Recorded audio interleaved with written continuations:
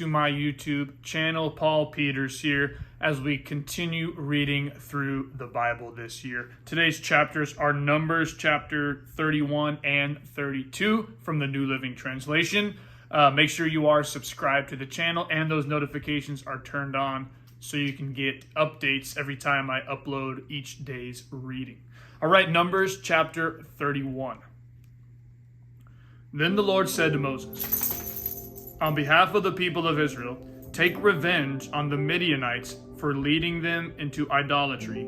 After that, you will die and join your ancestors." So Moses said to the people, "Choose some men and arm them to fight the Lord's war of revenge against Midian. From each tribe of Israel, send 1,000 men into battle." So they chose 1,000 men from each tribe of Israel, a total of 12,000 men armed for battle. Then Moses sent them out, 1,000 men from each tribe, and Phinehas, son of Eleazar the priest, led them into the battle. They carried along the holy objects of the sanctuary and the trumpets for sounding the charge. They attacked Midian as the Lord had commanded Moses, and they killed all the men. All 5 of the Midianite kings, Evi, Rechem, Zur, Hur, and Reba, died in the battle. They also killed Balaam, son of Beor, with the sword. Then the Israelite army captured the Midianite women and children and seized their cattle and flocks and all their wealth as plunder. They burned all the towns and villages where the Midianites had lived. After they had gathered the plunder and captives, both people and animals, they brought them all to Moses and Eleazar the priest and to the whole community of Israel, which was camped on the plains of Moab beside the Jordan River, across from Jericho.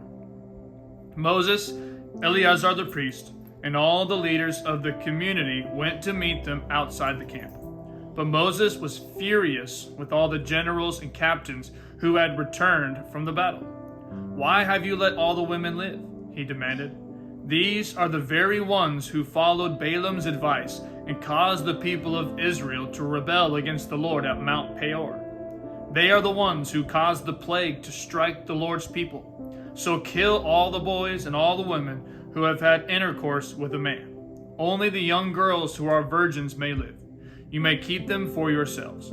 And all of you who have killed anyone or touched a dead body must stay outside the camp for 7 days. You must purify yourselves and your captives on the 3rd and 7th days.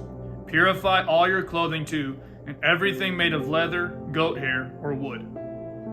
Then Eleazar the priest said to the men who were in the battle, "The Lord has given Moses this legal requirement. Anything made of gold, silver, bronze, iron, tin, or lead, that is all metals that do not burn, must be passed through fire in order to be made ceremonially pure. These metal objects must then be further purified with the water of purification. But everything that burns must be purified by the water alone. On the 7th day you must wash your clothes and be purified. Then you may return to the camp."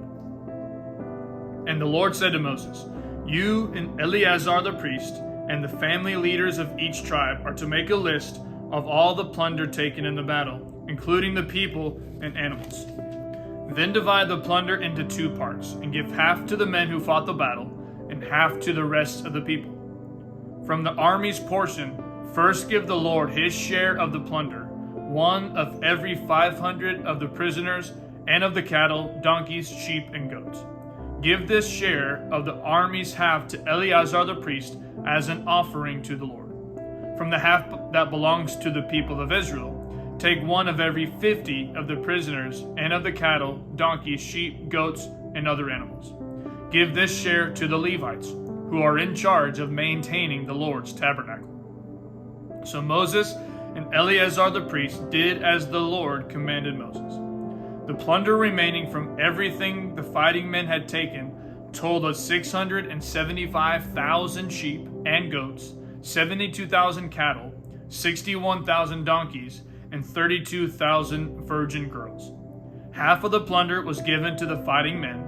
It totaled 337,500 sheep and goats, of which 675 were the Lord's share, 36,000 cattle, of which 72 were the Lord's share, 30,500 donkeys, of which 61 were the Lord's share, and 16,000 virgin girls, of whom 32 were the Lord's share.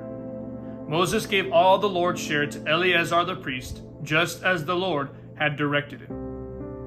Half of the plunder belonged to the people of Israel, and Moses separated it from the half belonging to the fighting men. It totaled 337,500 sheep and goats, 36,000 cattle, 30,500 donkeys, and 16,000 virgin girls. From the half share given to the people, Moses took one of every 50 prisoners and animals and gave them to the Levites, who maintained the Lord's tabernacle. All this was done as the Lord had commanded Moses. Then all the generals and captains came to Moses and said, "We, your servants, have accounted for all the men who went out to battle under our command. Not one of us is missing. So we are presenting the items of gold we captured as an offering to the Lord from our share of the plunder: armbands, bracelets, rings, earrings, and necklaces. This will purify our lives before the Lord and make us right with him." So Moses and Eleazar the priest received the gold from all the military commanders, all kinds of jewelry and crafted objects. In all, the gold that the generals and captains presented as a gift to the Lord weighed about 420 pounds. All the fighting men had taken some of the plunder for themselves. So Moses and Eleazar the priest accepted the gifts from the generals and captains and brought the gold to the tabernacle as a reminder to the Lord that the people of Israel belonged to him. Numbers chapter 32. The tribes of Reuben and Gad owned vast numbers of livestock. So when they saw that the lands of Jazer and Gilead were ideally suited for their flocks and herds, they came to Moses, Eleazar the priest, and the other leaders of the community. They said, "Notice the towns of Ataroth, Dibon, Jazer, Nimrah, Heshbon, Elealeh, Sibmah, Nebo, and Beon. The Lord has conquered this whole area for the community of Israel, and it is ideally suited for all our livestock. If we have found favor with you, please let us have this land as our property instead of giving us land across the Jordan River." "Do you intend to stay here while your brothers go across and do all the fighting?" Moses asked the men of Gad and Reuben. "Why do you want to discourage the rest of the people of Israel from going across to the land the Lord has given them? Your ancestors did the same thing when I sent them from Kadesh Barnea to explore the land. After they went up to the valley of Eshcol and explored the land, they discouraged the people of Israel from entering the land the Lord was giving them. Then the Lord was very angry with them, and he vowed, 'Of all those I rescued from Egypt, no one who is 20 years old or older will ever see the land I swore to give to Abraham, Isaac, and Jacob, for they have not obeyed me wholeheartedly. The only exceptions are Caleb, son of Jephunneh, the Kenizzite, and Joshua, son of Nun, for they have wholeheartedly followed the Lord.' The Lord was angry with Israel and made them wander in the wilderness for 40 years until the entire generation that sinned in the Lord's sight had died. But here you are, a brood of sinners doing exactly the same thing. You are making the Lord even angrier with Israel. If you turn away from him like this, and he abandons them again in the wilderness, you will be responsible for destroying this entire nation." But they approached Moses and said, "We simply want to build pens for our livestock and fortified towns for our wives and children. Then we will arm ourselves and lead our fellow Israelites into battle until we have brought them safely to their land. Meanwhile, our families will stay in the fortified towns we build here, so they will be safe from any attacks by the local people.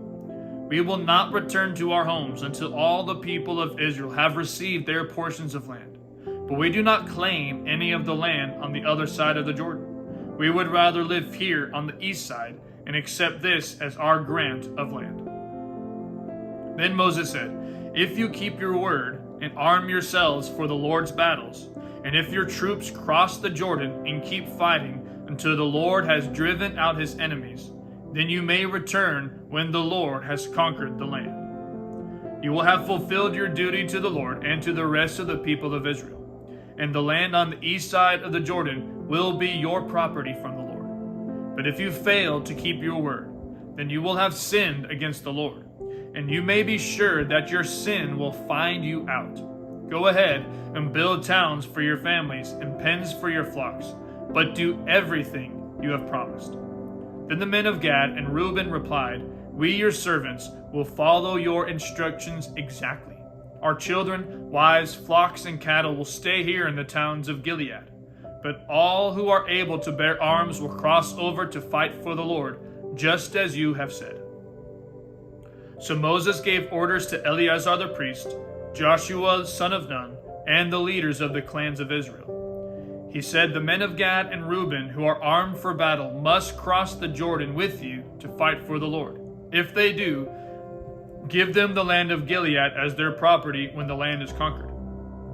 But if they refuse to arm themselves and cross over with you, then they must accept land with the rest of you in the land of Canaan. The tribes of Gad and Reuben said again, We are your servants, and we will do as the Lord has commanded. We will cross the Jordan into Canaan fully armed to fight for the Lord, but our property will be here on this side of the Jordan. So Moses assigned land to the tribes of Gad, Reuben, and half the tribe of Manasseh, son of Joseph. He gave them the territory of King Sihon of the Amorites, and the land of King Og of Bashan, the whole land with its cities and surrounding lands. The descendants of Gad built the towns of Dibon, Ataroth, Aroer, Artroth, Shofan, Jazer, Jogabah, Beth Nimrah, and Beth Haran. These were all fortified towns with pens for their flocks. The descendants of Reuben built the towns of Heshbon, Eliela, Karathiam, Nebo, Baalmeon, and Sibnah. They changed the names of some of the towns they conquered and rebuilt. Then the descendants of Machir of the tribe of Manasseh went to Gilead and conquered it, and they drove out the Amorites living there. So Moses gave Gilead to the Machirites, descendants of Manasseh, and they settled there. The people of Jair, another clan of the tribe of Manasseh, captured many of the towns in Gilead and changed the name of that region to the towns of Jair. Meanwhile, a man named Nobah captured the town of Kenath and its surrounding villages, and he renamed the area Nobah after himself. That concludes today's reading of the scriptures. Thank you once again for following along with me. We'll see you tomorrow as we continue on through the Bible. I love you, and God bless.